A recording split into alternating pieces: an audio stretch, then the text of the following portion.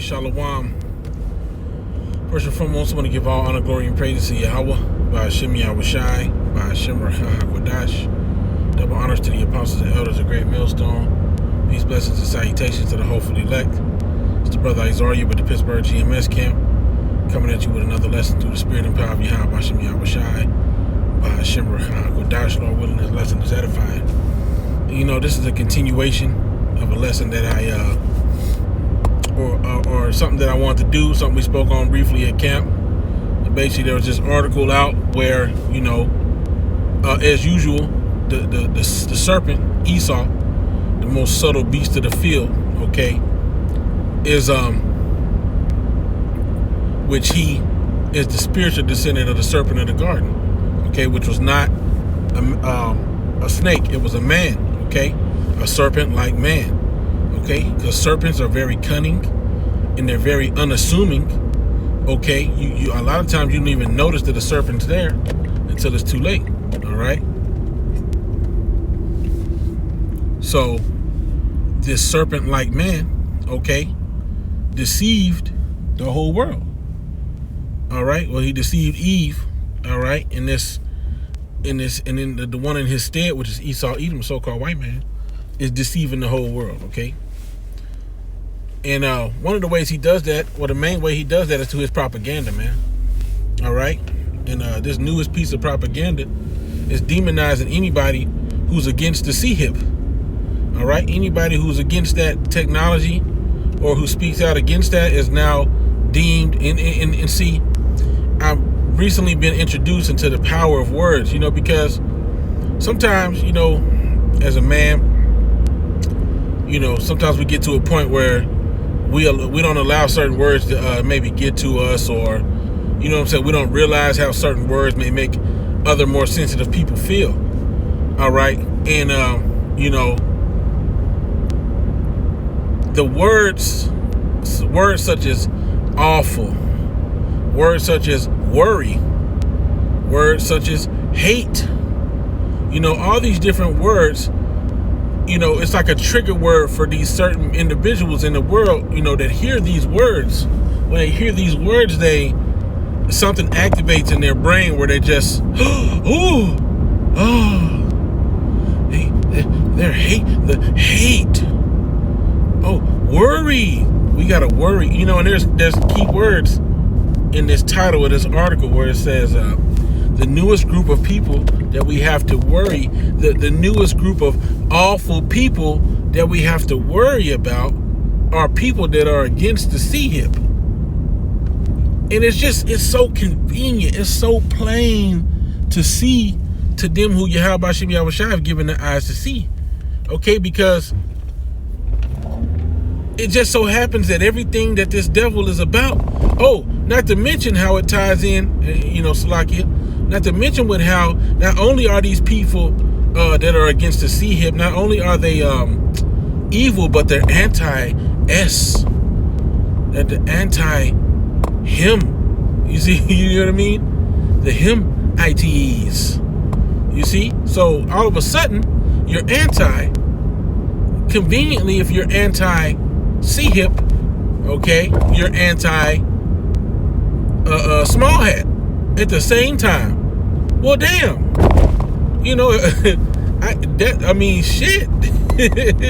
You know, it's something that the elder Yashawamba said. He was like, this devil's getting more and more tacky, you know. But the thing is, you would think with this being the case, okay, with it just so conveniently happen to be that, you know, if you're anti-CHIP, that you're anti this person, that you know, that somebody would put two and two together and say, so what does that have to do with one another? What is the small hat's interest? Okay, the 1948ers' interest in this CHIP. It doesn't even make sense. It doesn't make sense. How does saying you don't like the the CHIP, the RFID technology, how does saying that equate to you don't like a particular group of people? That one doesn't have anything to do with it, with the other, unless secretly that group of people is backing that C-Hip. And even when you read the article, you know what I'm saying, which, I may have to put it in post-production. I don't know, but I'll mention what they said in there because I read it. All right. Basically, they mentioned Kill. They mentioned Kill Hates, okay, the former CEO or owner of Microsoft. They mentioned him. They mentioned the anti-stickers. I don't even know what to call it. The anti-taco juicers, which brothers was saying that they was onto the algorithm, so I don't even know what word to use. You know what I'm saying? But they was using people who was against drinking the juice. Okay.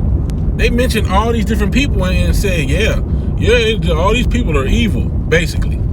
Yep, they all evil. Yep, they all evil. And now we got a new group of evil. The people who don't want the C-Hip.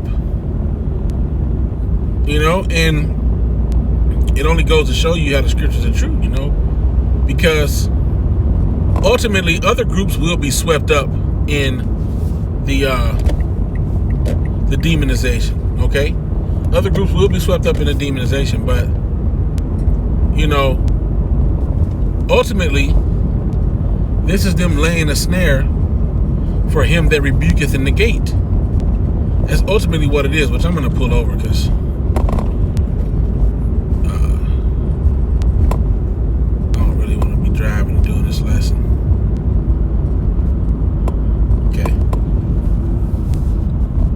But they're laying a snare for him that to him that rebuketh in the gate, man. All right. Select it. And I got my other phone, so mess around and pull out a few scriptures, man. All right.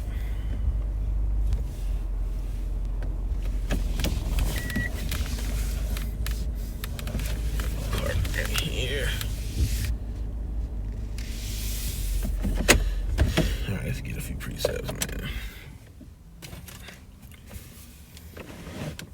I gotta turn this phone on. And they're making a man an offender for a word, man.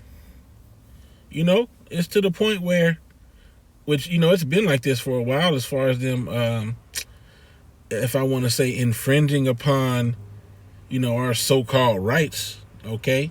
The so-called constitutional rights, but it's to the point where I remember even seeing some wording where they were saying, like, look, if people mention the Constitution, then they're evil. It's just...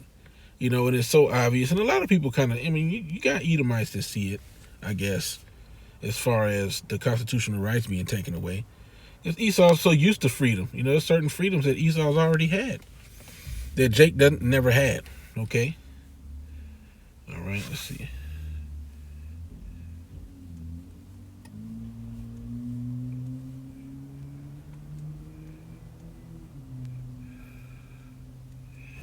Get that precept. Yeah, so that's one right there, Isaiah 19 and 21. Okay. Isaiah 19 and 21. I want the KJV. I only got it right. I guess I'll get it right here. Isaiah 29 and... they got the ASV. Brothers usually read the NIV. There's so many versions of the Bible. NIRV. It says, those who with a word make someone out to be guilty, who ensnare the defender in court and with false testimony deprive the innocent of justice. No, that ain't it, brother. We need the I'm gonna just read the NKJV because it's closest right here. It says, who make a man an offender by a word. No, that ain't it either. Here we go. Which really I want to read above this. I'm getting so many dang notifications. My phone just jumping, dog. It's crazy. I be having this phone off. Isaiah 19 and 20. It says, for the terrible one is brought to naught, and the scorner is consumed, and all that watch for iniquity are cut off. All right, because that's what the Lord's going to do to these evil people, man. Right? It says that make a man an offender for a word. So he's talking about these people and their actions, right? It says that make a man an offender for a word, and lay a snare for him that reproveth in the gate, and turn aside the just for a thing of naught. All right, so this is what these people do, man. These wicked people, they make you an offender, okay, just for speaking your mind, okay. You know, they've literally gone as far as to say we're as bad as the KKK and whatnot, simply because we're preaching the Bible, okay. But wait a minute, we're not out here killing nobody. We're not out here raping, robbing, murdering, dropping bombs, dropping dynamite sticks, burning effigies. We're not doing none of that. You know, the worst the brothers will do is maybe go out and march, you know what I'm saying? You know, as far as other camps, you know, because we don't do that in GMS, all right? But you got, you know, IUIC or somebody might go out and march or whatever the case is, but, you know, we don't do that here. So, you know, they're making us out to be these evil people, and eventually they're going to label us as terrorists and whatnot simply because of the words that we speak. All right, but we understand that, you know, it's going to be this way. The scriptures tell us, you know, the burning wrath of a multitude shall be kindled over us. Get up out of here, man. Yeah. I'm doing something, bro. Updates. Get that precept. Try not to drag it out too long. 2 Ezra 16 and 68 says, for behold, the burning wrath of a great multitude is kindled over you, and they shall take away certain of you and feed you, being idle with things offered unto idols. Okay, so that's coming, man. All right? The burning wrath of a great multitude is being kindled over the Israelites, man, because we're speaking the truth. We're speaking against this world, okay? And eventually, you know, it's going to come a point in time where we're going to be demonized. We're going to be labeled terrorists. We're going to be labeled anti-society. We're going to be labeled treasons. You know, whatever the word is, we're going to be called traitorous, and they're going to say we're committing treason, all right?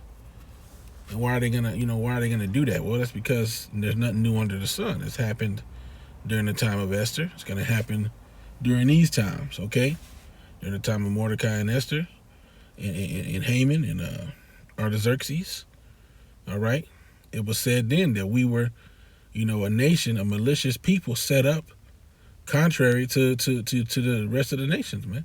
Contrary to everything that was going on in that nation, okay? Because of our strange laws that were against the king's ways. And it's like that today, okay? We're not with society. We actively speak out against society and how wicked it is. But, you know, they tell you that you could do that here. They tell you this is the land of the free and the home of the brave, and that you're allowed to do that. But then you get demonized for doing it. So it's a contradictory situation. Well, anyways, you know, I just wanted to go into that, you know, that quick lesson, man. Just, you know, it's going to continue to be said, and it's just going to continue to be pushed that, you know, those who are against, conveniently just happen to be against Esau and the way he wants to set things up, are wicked, are hateful, and really it's not a surprise, man. You know, it's not a surprise to those with the eyes to see, Lord willing.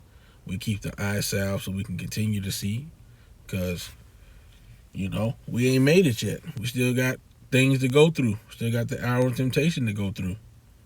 All right, we ain't there yet.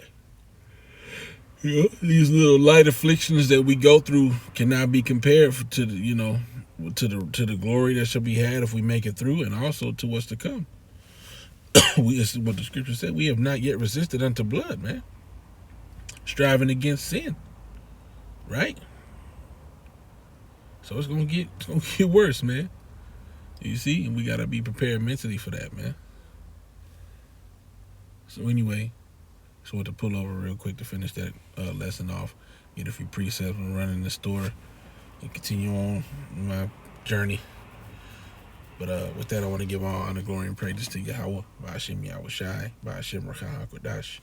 Double honors to the apostles, the elders, the great millstone. Peace, blessings, and salutations to the hopefully elect. With that, I want to say Shalom, Wa'abah Babal, Shalom.